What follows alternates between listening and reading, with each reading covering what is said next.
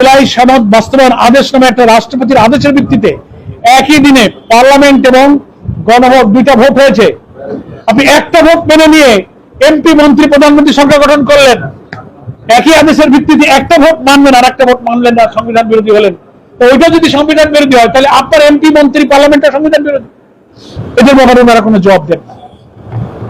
এই জন্য জামাত ইসলামী সহ 11 দল 6 মাস হয়ে গেল, প্রথম অধিবেশনে এই কথা ছিল অ্যাকর্ডিং টু প্রেসিডেন্সিয়াল অর্ডার সংসদ অধিবেশন ডাকার 30 দিনের মধ্যে সংবিধান সংস্কার পরিষদের অধিবেশন ডাকতে হবে, 180 দিনের মধ্যে জুলাই সনদ বাস্তবায়ন করতে হবে এবং সেটা সংবিধানের তফসিলে অন্তর্ভুক্ত করতে হবে, শপথ নিতে হবে পরিষদের। বিএনপি নেয়নি, অধিবেশন ডাকেনি, 180 দিনে সেপ্টেম্বরে শেষ হয়ে যাবে। তাহলে জনরায়ের সাথে প্রায় 5 কোটি মানুষ হাতে ভোট দিয়ে যে রায়টা দিল, সেই রায়ের সাথে আপনি বিচারিতা করলেন, সংসদের কাছে কোনো ব্যাখ্যা দিলেন না। এই উত্তরবঙ্গে সফরে এসে কিন্তু আজকের প্রধানমন্ত্রী তিনি বলেছিলেন হাতে ভোট দিতে, মনে আছে, আপনারা সাক্ষী আছেন।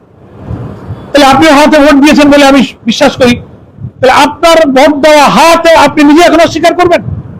তাহলে পার্লামেন্টে বলেন যে না আমরা হাতে ভোট দিইনি, তাহলে আমরা আর গণভোট নিয়ে চিল্লাচিল্লি না করি। আপনি হাতে ভোট দিতে বললেন, সংস্কার কাজেও থাকলেন, আপনাদের প্রস্তাবেই গণভোট হলো, ভোটের পরে ক্ষমতায় এসে বলছেন এগুলো সংবিধান বিরোধী।